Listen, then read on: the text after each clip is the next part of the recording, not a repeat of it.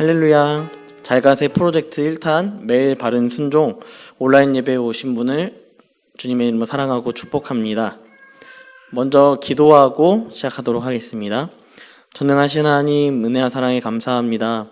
오늘도 주의 말씀 가운데 새벽을 깨워 말씀을 묵상하게 하시고 야고보서 말씀을 통하여서 우리가 주님의 은혜를 기억하며 우리가 변질되지 않는 신앙으로 살아갈 수 있도록 인도하심에 감사합니다. 하나님, 우리가 가정을 세우는 일에 앞장설 수 있도록 인도하여 주시고 우리가 믿음과 행함과 진실함과 모든 것을 통하여서 정말 주님께 영광 돌릴 수 있는 예배자가 될 수 있도록 주님께서 함께하여 주옵소서.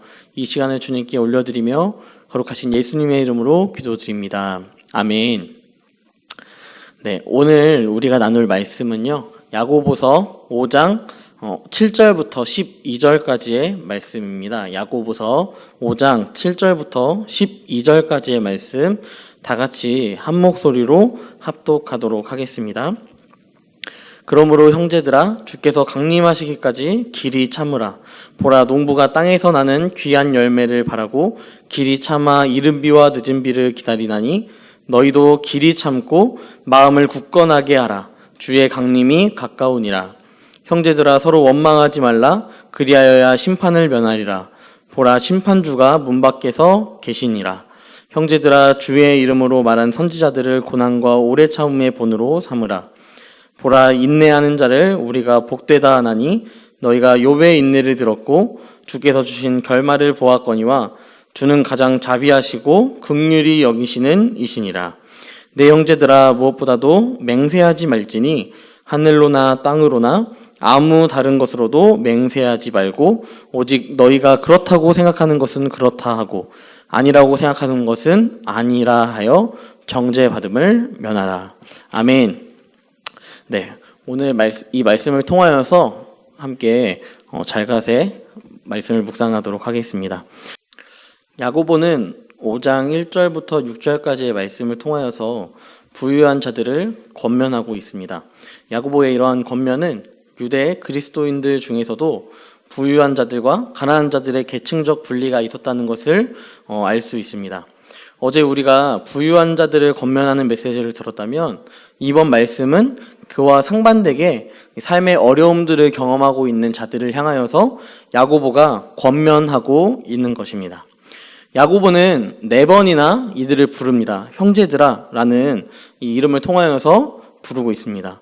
오늘 말씀 7절, 9절, 10절, 12절에서 형제들아 라는 공통적인 호칭을 통하여서 가난하고 사회적으로 굉장히 낮은 계층에 있는 자들을 부르고 있습니다. 이 부름과 함께 첫 번째 야고보가 이야기하는 것은 바로 이것입니다. 길이 참으라. 야고보는 가난한 자들이 참을 것을 요구하는데 이 참는 것을 어떻게 참는지 비유적으로 표현합니다. 농부가 농사를 지을 때 풍성한 열매를 맺을 것을 믿고 이른 비와 늦은 비를 기다리는 것처럼 참으라는 것입니다. 사실 농부가 비가 오기까지 기다리고 참는 것은 굉장히 어려운 일입니다. 금방이라도 자신의 밭이 메말라 갈라지는 모습을 보고 또 키우는 식물들이 수분이 없는 모습을 보면 어떻게 해서든 이 물을 공급해주고 싶은 마음이 들기 때문입니다. 하지만 이 당시에 과학이 발전하지도 않았고요. 현재도 이 가뭄이라는 자연재해를 쉽게 대처할 수 없는데 2000년 전 자신의 밭에 수분을 채우기 위하여서 할 수 있는 과학적인 능력은 그렇게 있지 않았다는 것입니다. 이들이 할 수 있는 유일한 방법은 비가 오기까지 기다리는 것이었습니다. 이런 유일한 방법, 기다림을 유지하는 것처럼 가난한 성도들을 향하여 야고보는 길이 참을 것을 이야기합니다. 참는 것도 한계가 있다라고 이야기하는데 얼마나 답답한 상황이겠어요. 게다가 가난으로 인해 발생하는 갈등들, 부자와 가난한 자들의 갈등뿐만 아니라 가난한 자들과의 이 관계 속에서 맺어지는 갈등으로 인해서 힘든 상황이라 할지라도 야고보는 형제들을 향하여 이야기합니다. 길이 참아라. 우리도 주를 앙망하며 이 어려운 상황 속에서 주께서 우리에게 동일하게 말씀하실 것입니다. 길이 참으라 라고 우리에게 동일하게 말씀하실 것입니다. 두 번째는 형제들을 부르며 이야기합니다. 원망하지 말라. 이 당시에 부유한 자들이 재정을 불리는 이 방법 중 하나는 가난한 자들에게 돈을 꾸어주고 이자를 많이 받는 그런 방법이었습니다.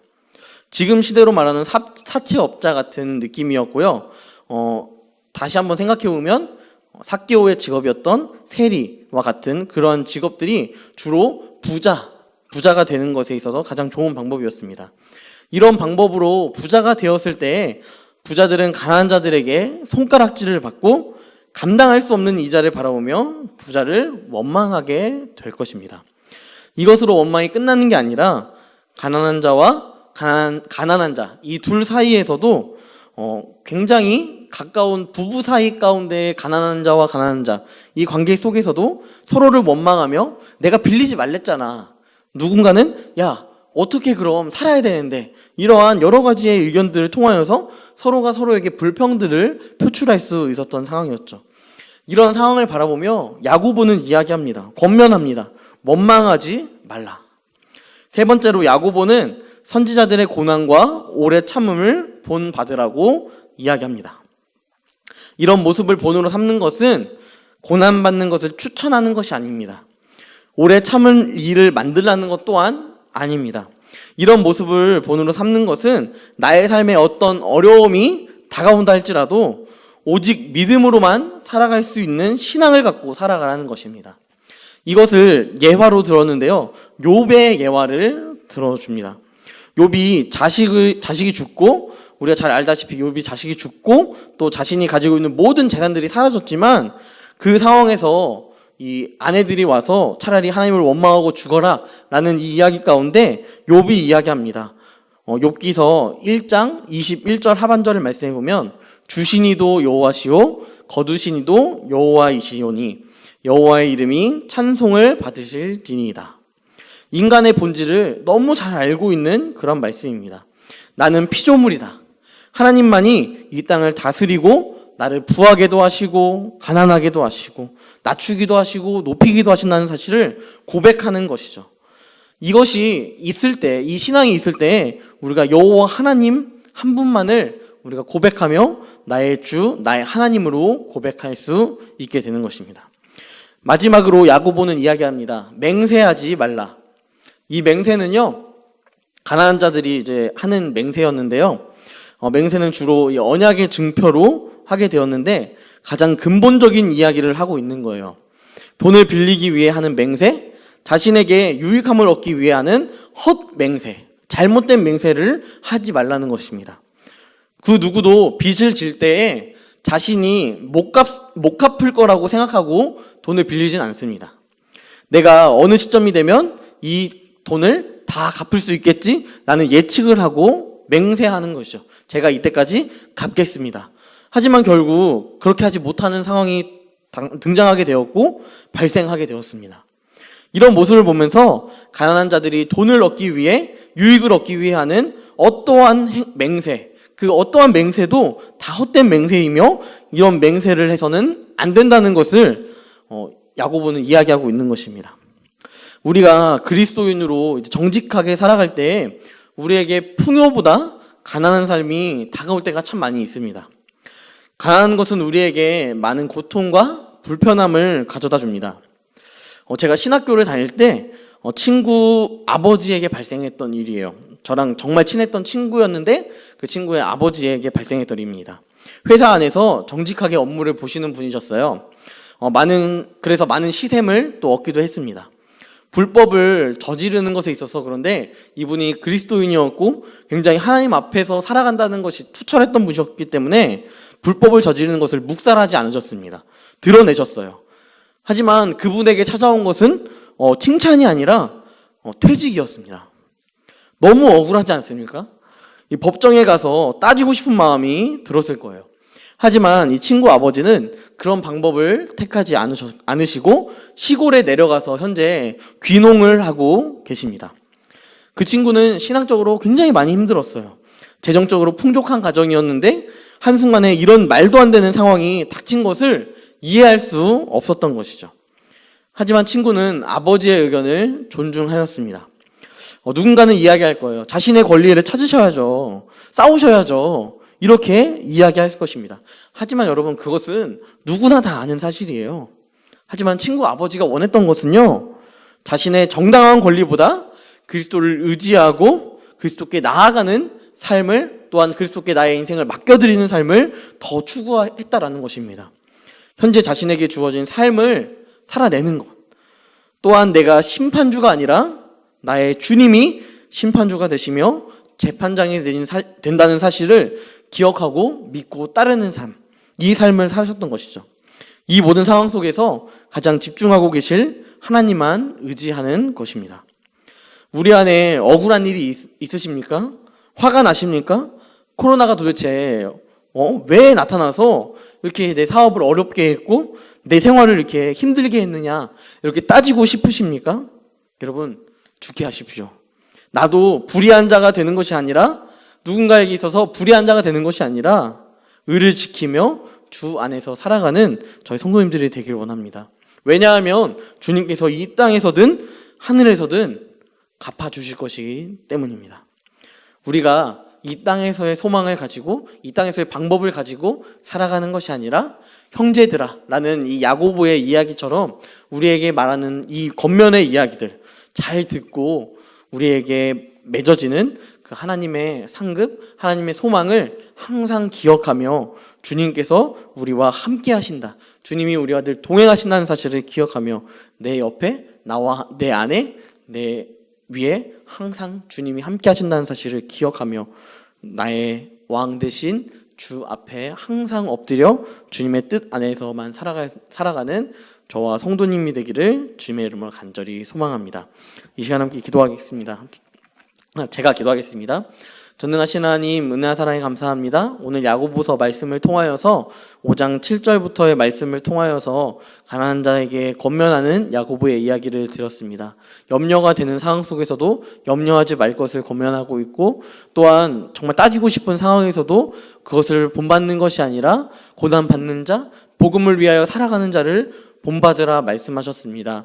주님, 우리가 무엇을 본받고 있습니까? 세상의 방법, 세상의 가치관을 추구하는 사람의 삶을 우리가 본받고 있진 않은지 우리가 다시 한번 생각하게 하시고, 주님께서 나의 재판장이 되어주시며 나의 심판주가 되어주신다는 사실 앞에 우리가 겸손하게 주 앞에 엎드려 살아갈 수 있도록 인도하여 주시옵소서.